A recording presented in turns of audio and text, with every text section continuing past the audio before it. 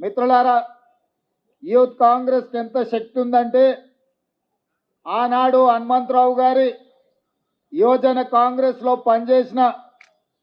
చంద్రబాబు నాయుడు గారు కావచ్చు, చంద్రశేఖరరావు గారు కావచ్చు,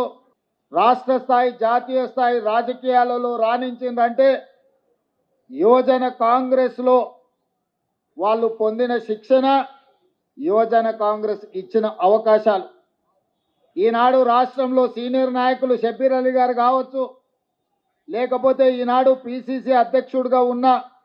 మహేష్ కుమార్ గౌడ్ గారు కావచ్చు, లేదా మంత్రివర్గంలో ఉన్న మిత్రులు పొన్నం ప్రభాకర్ గారు కావచ్చు, ఈరోజు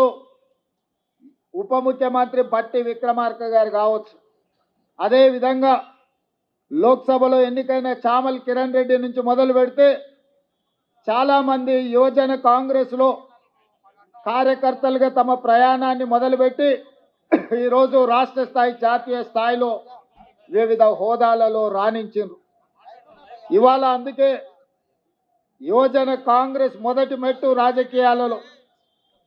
యువజన కాంగ్రెస్ నాయకులుగా ప్రజల దగ్గరికి వెళ్ళి